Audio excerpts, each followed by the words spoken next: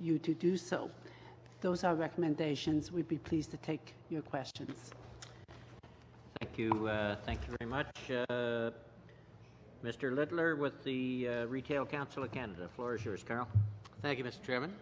On behalf of the Retail Council of Canada's 45,000 storefronts, I'd like to bring a retail perspective to your pre-budget deliberations. In the Tour de France, the last place cyclist is traditionally referred to as the Lanterne Rouge, and in recent years we've appeared at or very close to the end of these hearings, so we're delighted to be included today close to the finish. RCC made a written submission on August 4th providing somewhat greater detail on our proposals. In the time constraints imposed by a committee appearance, I'd like to restate our support for two measures in the last budget, notably the middle class tax cut and the boost to the child tax benefit. These provide major benefits to families, of course, but they're also important to retail merchants, both through increasing disposable incomes for our consumers and providing higher take-home pay for the 2 million plus Canadians who make up the retail workforce.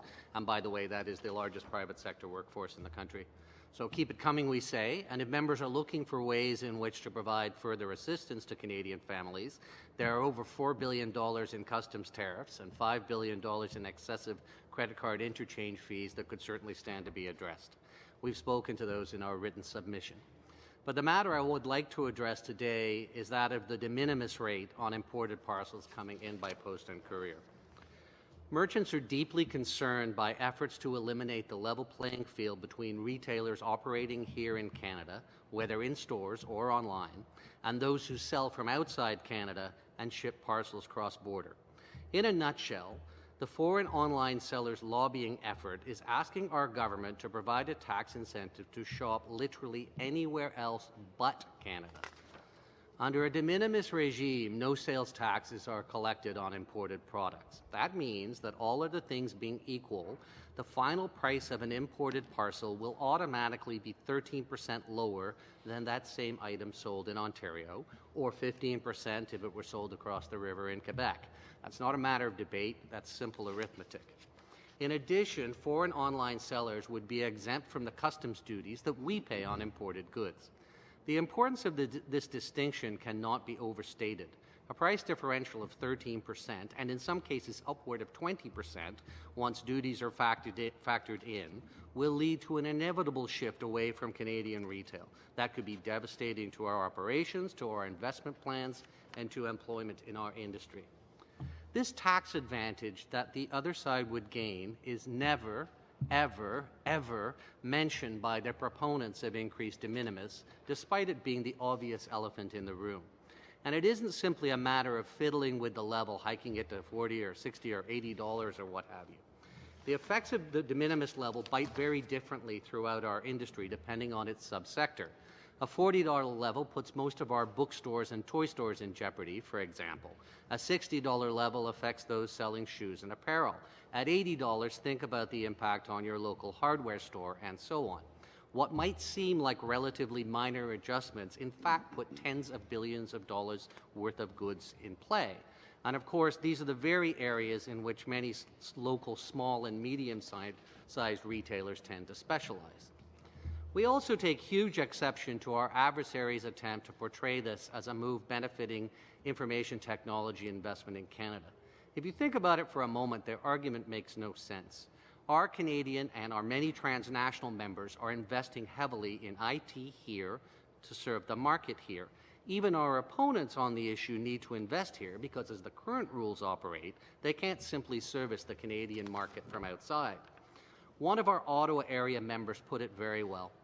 They've just invested $200 million in a distribution and IT centre in Prescott, 60 miles down the road.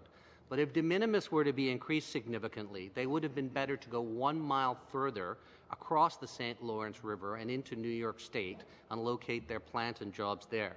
Because if they did, they'd gain a 13% advantage for any sales into Ontario. Surely that cannot be the kind of policy that we want to introduce, a tax incentive not to shop here and not to invest here. By all means, let's work together to diminish stickiness, processing times, and brokerage fees at the border. But don't presume that bricks and mortar stores in our communities or investments in .ca websites are inevitable or that they're invulnerable. So for clarity, When people talk about raising the de minimis threshold, what they're really talking about is giving foreign sellers a tax-free sale advantage over Canadian merchants on all sales under that level. And they're talking about giving themselves a duty-free advantage as well, which Canadian merchants will have already paid. So yes, it would be about creating a new advantage, an advantage for foreign merchants, an unlevel playing field that clearly disadvantages Canadian retailers, be they bricks and mortar or online, and an advantage for the U.S. for jobs to move there from Canada. Thank you. Thank you, Mr. Littler. So we ask for R&D considerations and benefits, and I think that type of thing could apply to the patent box as well. I wanted to ask some questions on research and development, but I want to refer people who are listening to us to the answers that we got to questions that were asked in another meeting just recently. Mr. Littler, on the issue of de minimis that you spoke about, it's very rare that somebody comes here and asks the government not to do something. Normally in these pre-budget consultations, everybody has an ask. They want the government to do something. Is there real pressure coming from the United States, from the American lobby, to get this supplementary exemption in Canada? I agree with you. It's not so much at the retail level, but rather we want to be able to have this type of common area to do business.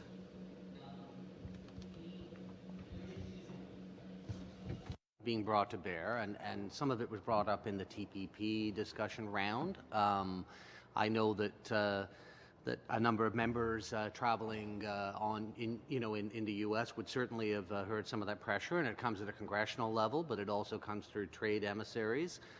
It is frankly a universal push, or maybe nearly universal push. There's a concurrent push in Europe to raise the rate from 22 euros to 80 euros. It's a very well coordinated and very well funded effort, and part of that is private sector, but there was certainly U.S. government involvement in pushing this because they would be the clear net beneficiaries of the change.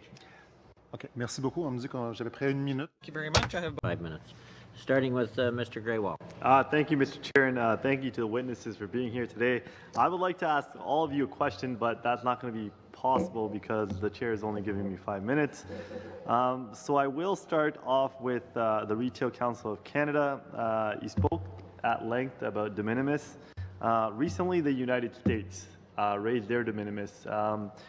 And then you spoke about the argument of keeping our de minimis amount at $20, that every increase, like from 20 to 40, 40 to 60, would have negative effects on the Canadian economy and job losses and put bookstores and small businesses will close. What happened in the United States when they raised the de minimis? So the first thing is that the United States is a really poor analog for Canada because they have no federal sales tax.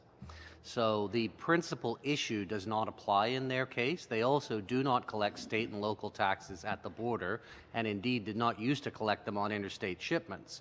So the big issue for us, even bigger than the duty issue, is the tax advantage that would be created. That does not exist in the U.S. because they don't have an inbound federal sales tax. I think it's also worth noting that in what are loosely called Amazon taxes in the U.S., a lot of state authorities have actually started imposing taxes on interstate shipments because their local merchants and were being ground down, in effect, by certain merchants shipping interstate without collecting any taxes. So in many ways, they have gone in the opposite direction that eBay and Amazon and others are advocating here. So. 94 or 95% of all sales is done at the retail level. Is that correct? Pardon me? Is 94% of all transactions, like retail transactions, done in store in Canada? It's of that order. It's a little deceptive because, of course, when you look at retail numbers, which are a little over 500 billion in Canada, about 100 billion of that is auto, about 50 billion of that is gas, and it's hard not to do that in store. Grocery, it's similar situation. So the numbers will be more inching into double digits in what you might call general merchandise. But even in your humble opinion, even in your most objective opinion, don't you think a $20 de minimis is just, it should be revisited at a certain point? I don't, and I'll tell you why. I mean, the advocates will tell you, oh, we're like, Ugandan levels. Well, actually, we're the same level as the EU, which is 22 euros, or the UK, which is 16 pounds. So just to be clear, there's in value-added tax jurisdictions, this is actually quite a standard level. Secondly, when the de minimis level was introduced in 1985, there was no HST, or there was no GST. So at the time, the de minimis level was really about collecting duty on paperclips. But in the intervening period, the HST came in. So in a sense, yes, the level has been frozen, but the disadvantage is actually greater now than it was in 1985. Okay. I'm sure we can take our discussion offline, but thank you for your comments. Sports Matters Group. When we said that we would like these clusters to reflect the U.S. National Advanced Manufacturing Initiatives you were making reference to. Okay. Mr. Littler, on the issues you've raised, interchange, tariff reduction, and de minimis, a few years ago we increased the duty-free limits to, I think it was $750 an hour. When Canadians leave, we were told that the sky was going to fall out, and it didn't fall out. I'm a huge supporter of retail. I'm a huge supporter of retail in my riding, the mom and pop shops.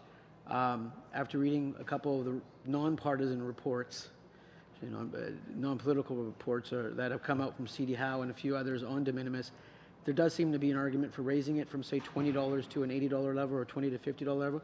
So I want you to comment on that. Before you do, the defense industry, so I want to lay them out, and I do want to ask, the opportunity for recapitalization, and I have to admit I'm not a defense expert or in procurement and so forth, but if you can just briefly comment on the opportunity for recapitalization and a made-in-Canada strategy without running amok to any WTO issues or anything like that. So Mr. Littler and then Christine. Sure. So we have done some estimates on the value of shippable goods under $80.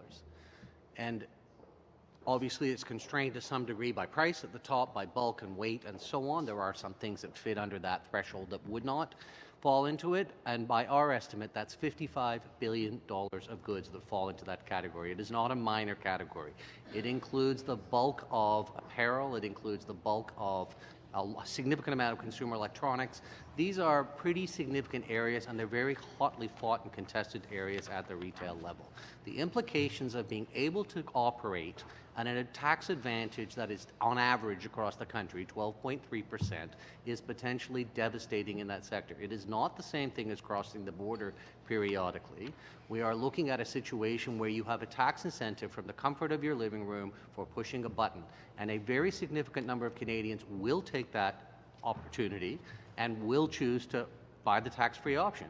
That is going to affect the members in your ridings, the stores in your ridings, the workers in your ridings. We don't know with certainty what the sensitivity to that will be, but understand that it's $55 billion worth of goods at risk. So any significant contraction in that is going to have a real impact at the ground level in your communities. Thank you, Mr. Littler.